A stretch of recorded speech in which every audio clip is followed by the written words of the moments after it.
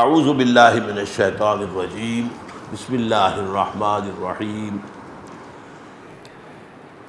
دوسرا مفہوم اور ہے، نبوت اور رسالت حضور پر کامل ہوئی، یہ دوسرا پہلو ہے۔ اور نوٹ کرنے کی بات یہ ہے کہ حضور کی فضیلت کس میں ہے؟ ختم نبوت میں کوئی فضیلت نہیں ہے، بس بڑی معنی کہ ختم ہو گئی، ایک شے تھی اب نہیں رہی، ایک واقعہ ہے، بس اس میں فضیلت کا پہلو کون سا ہوا؟ بلکہ میں آپ کو یاد دلا دوں کہ اصل میں غلام احمد قادیانی نے لعنت اللہ علیہ جو اپنے دعوی کا آغاز کیا تھا وہ یہی سے کیا تھا۔ اس نے اجرائے وحی کا فلسفہ پیش کیا کہ وحی تو جاری ہے، وحی کا سلسلہ بند نہیں ہو سکتا، کیسے ہو سکتا ہے جبکہ وحی رحمت ہے؟ اب یہ بات لوگوں کو اپیل کی، وحی تو رحمت ہے، تو یہ رحمت کا سلسلہ کیسے بند ہو سکتا؟ تو اجرائے وحی سے بات شروع کی اور اس کو پھر آگے بڑھتا گیا۔ مہدی موعود ہونے کا وعدہ کیا، پھر اس نے مسیح موعود ہونے کا وعدہ کیا، پھر نبی کا دعویٰ کر دیا بالفعل۔ لیکن یہ بنیادی بات وہ تھی کہ جس نے لوگوں کو اپیل کیا، میں اس کی بات وضاحت کر دوں گا آپ سے۔ تو در حقیقت ختم نبوت کے یہ دو مفہوم میں بیان کر رہا ہوں، یہ لفظ ختم میں اردو میں بھی موجود ہے۔ ایک یہ ہے کہ پیسے ختم ہو گئے، آٹا ختم ہو گیا، یہ ایک مفہوم ہے۔ ایک یہ کہ اسکول کا طالب علم کہتا ہے کہ میں نے اپنا کام ختم کر لیا، اب یہ ختم جو ہے پورا کر لیا، میں نے اپنا کام پورا کر لیا، یہ ختم جو ہے یہاں پر اس معنی میں آیا۔ تو اس معنی میں ایک ہے حضور پر ختم نبوت کہ آپ کے بعد کوئی نبی نہیں، کوئی رسول نہیں۔ ایک ہے ختم نبوت اس معنی میں کہ آپ پر نبوت اور رسالت کی تکمیل ہوئی ہے۔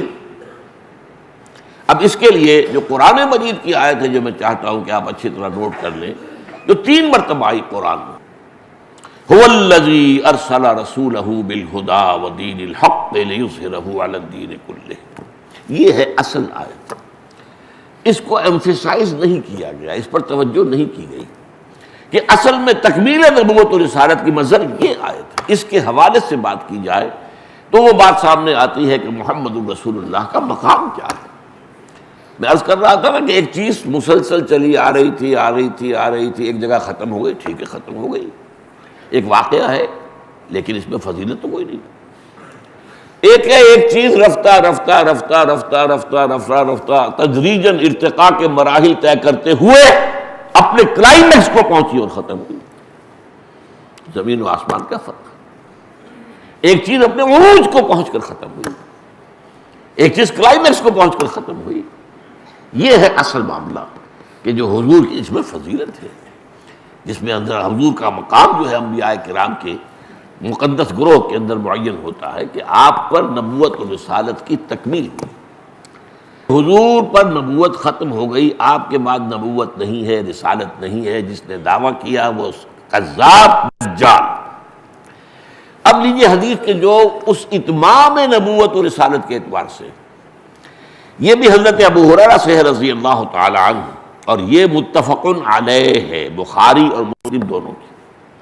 یہ بارہا میں نے آپ سے کہا ہے کہ جو حدیث متفق علیہ ہو اس سے اوپر کوئی درجہ نہیں ہے حدیث کے مستند ہونے کا، وہ قرآن مجید کے قریب ہی پہنچ جاتی ہے وہ حدیث اپنے سند کے اعتبار سے۔ قرآن قرآن ہے، حدیث حدیث ہے۔ قرآن لفظاً وحی ہے، حدیث مانن وحی ہے۔ قرآن محفوظ ہے لفظاً، حدیث محفوظ نہیں ہے لفظاً، لیکن سند کے اعتبار سے جو متفق علیہ روایت ہوگی وہ قرآن مجید ہی کے قریب پہنچ جاتی ہے۔ اس روایت کے الفاظ کیا ہیں؟ آپ نے فرمایا مثلی و مثل الانبیاء، میری اور باقی دوسرے رسول نبیوں کی مثال ہے کمثل قصر، ایک محل کی ہے، ایک عمارت بڑی شاندار بنائی گئی، احسن بنیانہ، اس کی تعمیر بہت عمدہ ہوئی، بہت اعلیٰ ہوئی، بہت حسین، وَتُرِكَ مِنْهُ مَوْضِعَ لَبْنَةٍ، لیکن ایک جگہ پر اس میں رکھنا چھوڑ دیا گیا، بہت شان ایک رکھنا ہے، یہ کیا ہے، کس لیے ہے، کیوں چھوڑ دیا گیا، کیوں تکمیل نہیں کی گئی؟ فَطَافَ بِهِ النَّظَّارُ، تو نظارہ کرنے والے، دیکھنے والے سیاح لوگ آتے تھے اور وہ اس کا طواف کرتے تھے، اس کے گرد جو ہے چکر لگاتے تھے، یتعجبون، اور تعجب کرتے تھے، من حسن بنیانہ، اس کی انتہائی خوبصورت جو عمارت ہوئی ہے اس کی تعریف کرتے تھے، الا موضع تلک اللبنہ، سوائے اس ایک اینٹ یا کہہ لیجئے وہ ایک پتھر، اس زمانے میں اینٹوں کا رواج نہیں تھا تو پتھروں سے بنتی تھی، اس کی کوئی جگہ چھوڑ دی گئی۔ اب فرمایا آپ نے فَكُنْتُ أَنَا صَدَدْتُ مَوْضِعَ اللَّبْنَةِ خُتِمَ بِي النُّبْيَانِ وَخُتِمَ بِي الرُّسُلُ، تو میں وہ اینٹ ہوں، میں وہ پتھر ہوں جس نے آ کر اس رخنے کو پر کر دیا ہے، بند کر دیا ہے، اور میرے ذریعے سے وہ عمارت بھی مکمل کر دی گئی اور میرے ذریعے سے رسولوں کو بھی مکمل کر دیا گیا، رسالت کی بھی تکمیل ہو گئی۔ وفی روایت، ایک اور روایت میں الفاظ ہے فَأَنَا اللَّبْنَةُ وَأَنَا خَاتِمُ النَّبِيِّينَ، میں ہوں وہ اینٹ یا وہ پتھر اور میں ہوں کہ میرے بعد کوئی نبی نہیں ہے۔ اب احادیث کی حد تک تو معاملہ یہ ہو گیا، اب آئیے آپ اس آیت کی طرف۔ یہ جو آیت ہے هُوَ الَّذِي أَرْسَلَ رَسُولَهُ بِالْهُدَىٰ وَدِينِ الْحَقِّ لِيُظْهِرَهُ عَلَى الدِّينِ كُلِّهِ، تین جگہ آئی، دو جگہ اس کا اختتام ہے ان الفاظ کے ساتھ وَلَوْ كَرِهَ الْمُشْرِكُونَ، اور ایک جگہ ہے وَكَفَىٰ بِاللَّهِ شَهِيدًا۔ میں اس جو مختلف فی حصہ ہے اس کا اس وقت اس پر بحث نہیں کر رہا، جو بالکل متفق علیہ ہے، جس میں ایک شوشے کا فرق بھی نہیں ہے۔ هو الذی ارسل رسولہ بالہدی ودین الحق لیظہرہ علی الدین کلہ، یہ ایگزیکٹلی یہی الفاظ، ایک حرف کا دو دور کی بات ہے، ایک شوشے تک کا فرق نہیں۔ اور دوسری بات یہ نوٹ کیجئے، یہ الفاظ کسی اور رسول کے لیے قرآن میں نہیں آئے۔ بعض الفاظ مشترک ہیں، بشیر، سارے انبیاء بشیر تھے، حضور بھی بشیر، نذیر، سارے خبردار کرنے والے تھے، حضور بھی خبردار کرنے والے، مبلغ، معلم، یہ سارے آپ ناصح، میں تم انصح لکم، میں تمہیں نصیحت کر رہا ہوں، یہ سارے الفاظ مشترک ہیں۔ شاہد، گواہ، یہ بھی مشترک ہے، انا ارسلناک شاہدا ومبشرا ونذیرا وداعیا الی اللہ باذنہ وسراجا منیرا، یہ الفاظ، لیکن یہ الفاظ قرآن مجید میں جو تین مرتبہ حضور کے لیے آ رہے ہیں، کسی اور نبی اور رسول کے لیے ایک مرتبہ بھی نہیں۔ تو معلوم ہوا کہ یہی الفاظ ہیں جو حضور کی امتیازی حیثیت کو واضح کرنے والے ہیں۔ تو ساری توجہ ان پر ہونی چاہیے، جسے ہم کہتے ہیں مائکروسکوپ کو فکس کر دیجئے اس کے اوپر۔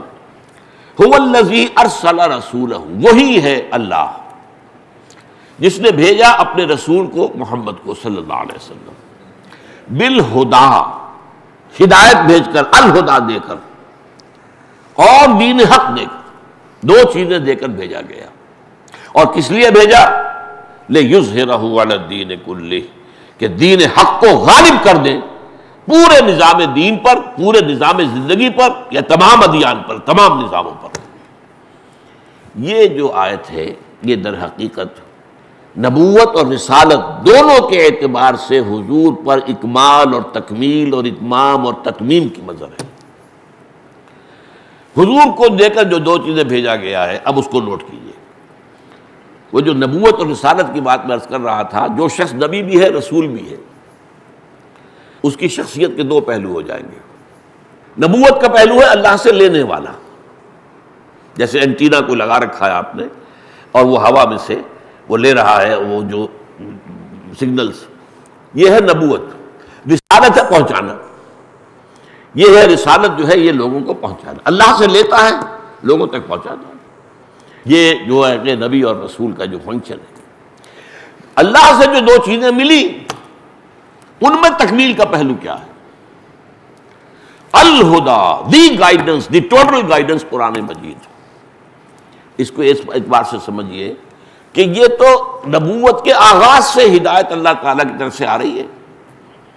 سورہ بقرہ کے چوتھے رکوع میں آخر میں کہا گیا ہے، جب حضرت آدم کو حکم ہوا کہ اب اترو اور زمین کا چارج سنبھالو تو وہیں آباد رہو گے، وہاں فرما دیا گیا وَإِمَّا يَأْتِيَنَّكُم مِّنِّي هُدًى فَمَن تَبِعَ هُدَايَ فَلَا خَوْفٌ عَلَيْهِمْ وَلَا هُمْ يَحْزَنُونَ وَالَّذِينَ كَفَرُوا وَكَذَّبُوا بِآيَاتِنَا أُولَٰئِكَ أَصْحَابُ النَّارِ هُمْ فِيهَا خَالِدُونَ۔ یہ ہمیشہ کے لیے چارٹر ہے ابدی جو دیا گیا ہے حضرت آدم کو زمین کا چارج سنبھلواتے ہوئے۔ جب جب کوئی ہدایت میری طرف سے تمہارے پاس آئے، تمہارے سے مراد ہے تمہارے اور تمہاری نسل کے پاس آئے، تو جو کوئی اس ہدایت کی پیروی کرے گا اس کے لیے نہ کوئی خوف ہوگا نہ حزن ہوگا، اور جو ہماری آیات، وہ ہماری آیات کی شکل میں ہدایت آئے گی، جو ہماری آیات کا انکار کرے گا وہ جہنمی ہوگا، آگ میں رہے گا ہمیشہ ہمیشہ۔ تو ہدایت تو آدم سے چلی آ رہی ہے، حضور تک آ رہی ہے، لیکن اصل بات سمجھنے کی یہ ہے کہ اس ہدایت میں ارتقائی عمل جاری رہا ہے، یہ ارتقاء کے مرحلوں سے گزرتی ہوئی تکمیل کو پہنچی ہے۔ اس کی وجہ کیا ہے؟ ایک دور تھا انسان کا کہ ابھی انسانی ذہن اعتبار سے انسان جو ہے شعور کے اعتبار سے عہد طفولیت میں تھا، بچپن تھا۔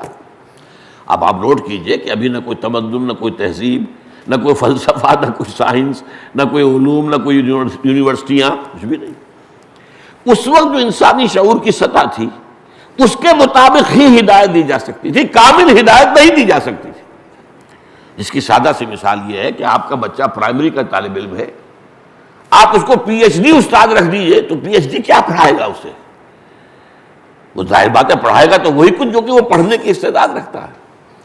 لہذا یہ ہدایت جو ہے یہ ہر دور کی ذہنی اور شعوری سطح کے مطابق یہ ترقی کرتے کرتے کرتے کرتے کرتے یہ ایک خاص مقام تک پہنچی ہے جہاں انسانی شعور اور انسانی ذہن اور انسان کی صلاحیت جو ہے فکری، وہ اس جگہ پہنچ گئی تھی جسے ہم کہیں گے میچور ہو گیا نوع انسانی، اور اب وہ آگے جو ہدایت دے دی گئی ہے اس کی روشنی میں اگلا راستہ خود دیکھ سکتا ہے۔